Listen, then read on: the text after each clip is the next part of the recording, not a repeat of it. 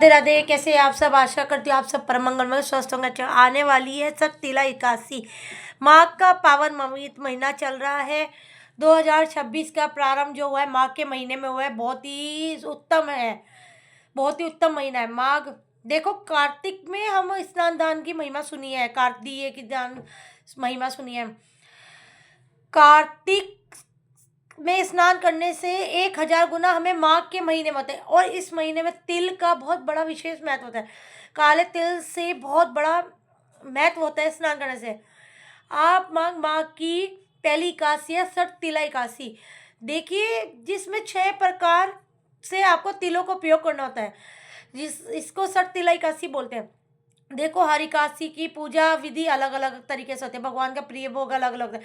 लेकिन सततिला एकादशी जो है कुछ थोड़ी सी अलग है, इसकी थोड़ी सी पूजा भी अलग है। क्या पूजा विधि है ये मैं पहले आपको बता देती हूँ। खाटू श्याम की बात करूँ, मैं आपको वृंदावन की बात करूँ, मैं बांके बिहारी जी के मंदिर की बात करूँ, मैं उज्जैन की बात करूँ, या मैं गौरी संप्रदाय की बात करूँ, इस्कॉन टेम्पल की बात करूँ मैं, तो सततिला एकादशी 14 तारीख की ही मनाई जा रही है। 14 तारीख की ही मकर संक्रांति भी मनाई जा रही है। इस दिन का बहुत सहयोग बहुत ज़्यादा है।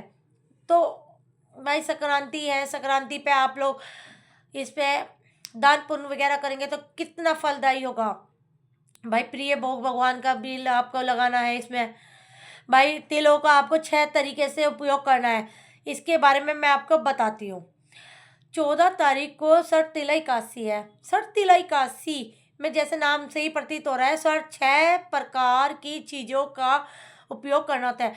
6 प्रकार से तिल का उपयोग कैसे करना? नंबर 1, एकादशी पे सुबह सुबह उठकर आपको स्नान वगैरह करना है तिल डालकर।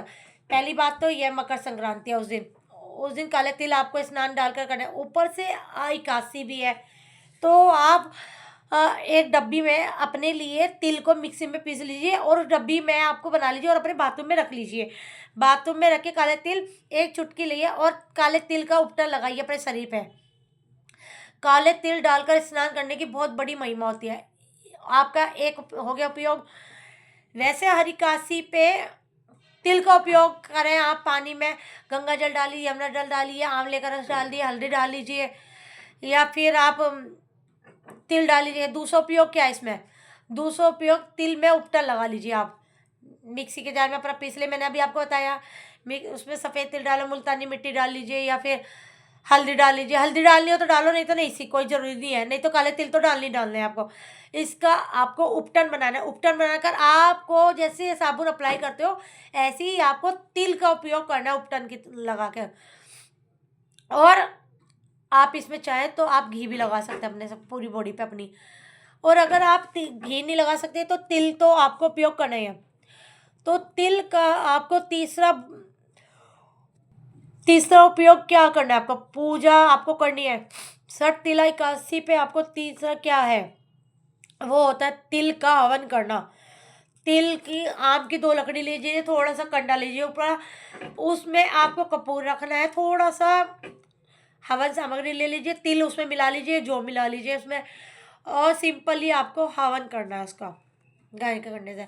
और आप उसमें 11 आहुति, ओम नमो भगवते वासुदेवाय नमः, ओम नमो भगवते वासुदेवाय नमः, ओम नमो अगर ये भी नहीं गा सकते, राधा राधे राधा राधा प्रेमानंद जी महाराज जी कहते हैं राधा राधा जपोगे तो कट जाएगी सारी बाधा आपकी। और आप ना, क्या बोलते हैं वो, ये आपके हो गए घी के हवन। घी भी डाल लीजिए इसमें आप। और तिल के 3 प्रकार के पे हो गए। अब आप जो भी पानी पियोगे, फॉर एग्जाम्पल आप तांबे के पानी पी लीजिए, तांबे के जग में आप अपने तिल भी डाल लीजिए। ये आपका 4 प्रकार का उपयोग है तिल का, यानी कि तांबे के जग में डाल लीजिए अपना तिल और उसमें पी लीजिए। और अगर आप तांबे के उसमें नहीं करते, थोड़ा सा पानी बॉईल कर लीजिए, बॉईल करके उसमें तिल डाल लीजिए। बॉईल करके आप तिल डालोगे, उसका पानी भी पी लीजिए आप तिल का। भाई, कितना अच्छा रहेगा। और अगर आप इसमें आप तिल, भाई तिल तो खा सकते हैं इसमें। अगर आप तिल सोचो कि आप तिल नहीं खा सकते, हम खाएंगे पानी पिएंगे तो तिल हमारे पेट में जाएगा, हम करें। भाई, इसमें सिर्फ तिल एकादशी पे नहीं करते। और अगर किसी का निर्जला व्रत है तो वो जल तो पिएगा ही नहीं, तिल का उपयोग भी नहीं करेगा। तो भाई वो कैसे करेगा सर तिला? अब आपका आएगा पांचवा तरीका तिल का। तिल का दान आपको करना है। तिल का दान आपको कैसे करना है मकर संक्रांति पे, क्योंकि आप तो उस दिन क्या बोलते हैं, तिल का लड्डू कर बनाओ, तिल के लड्डू बनाए, तिल को रोस्ट कर लो, थोड़ा सा भून लो और उसके मावा वगैरह भून लो, बूरा मिला और उसमें लड्डू आपके बन जाएंगे। भाई मुझे तो बहुत अल्टीमेट लगता है, मेरे यहाँ तो अभी भी रखे हैं, सकट चौथ के बनाए थे मैंने, वे रखे हैं और मैं तो खाती रहती हूँ। मुझे तो बहुत टेस्टी लगते हैं तिल के। भाई ये आपके तिल के लड्डू का हो जाएगा। और अगर आप तिल के लड्डू नहीं बना सकते, तिलकुट ज़रूर बनाइए अपने यहाँ। भाई 5 आपके ये हो गए, 5। भाई इसके आगे भी मैं बताती हूँ आपको। भाई आपको तिल का तो दान करनी है, चाहे वो आप तिल के लड्डू का करें, चाहे आप मिठाई का उसमें करें, चाहे आपको छठा, मैं उपाय बताती हूँ वो तिल का सेवन आपको कैसे करना है। तिल आपको खाने हैं, वो चाहे आप कैसे भी खाने हैं। भाई आप आलू का हलवा बना लो, उसमें डाल लो, या भाई आप दूध पी रहे हो तो दूध में डाल लो, या चाय पी रहे हो चाय में डालो, आप फल फूल खा रहे हो तो उसमें तिल डालो। पर आपको उस दिन तिल का सेवन करना ही है। ये 6 प्रकार के जो आपको तिल का उपयोग करना है ना, ये सब आपके लिए भाई सारी चीज़ें हैं। भाई तिल का पानी पीना है, तिल का हवन करना है आपको, है ना, तिल को उपटन लगाना है, तिल से आपको स्नान करना है, तिल से आपको खाना है तिल का, मतलब ये सब चीज़ें जो 6 प्रकार की चीज़ें हैं ना, ये आपको करनी ही करनी है। भाई भाई आप अगर इस दिन आप जोत भी जलाओ, अखंड जोत या वैसे जो है, तो तिल के तेल से उपयोग से आप तिल के तेल का उपयोग करें इसमें जोत जलाने में, अखंड जोत में। और अगर नॉर्मली जोत भी जलाए तो आप उसमें तिल के तेल का ही जो जोत जलाए, या फिर दिए में अपने तेल तिल डाल दीजिए। भाई शाम के समय आप तुलसी माता पे तिल के तेल का दिया जलाए, घर के मंदिर में जलाए आप अपना। भाई इसमें बहुत सर्वोत्तम है। भाई इसमें आपको पितरों के नियमित भी आपको कुछ करना उपयोग। भाई अपने पितरों के लिए अगर आप कर सकते हैं तो करिए, वरना नहीं। भाई पितरों के लिए भी आपको काले तिल का दिया जलाना है, लंबी बत्ती का जलाइए। भाई पितरों का लिए, अगर पितरों का आज मकर संक्रांति पे इसमें तर्पण भी किया जाता है। पितृ का जो ये है ना, ये पितरों का पर्वत होता है, ये इसमें आपको तर्पण करना है। तर्पण करेंगे आप खुद देखेंगे पितर आपके कितने प्रसन्न होंगे।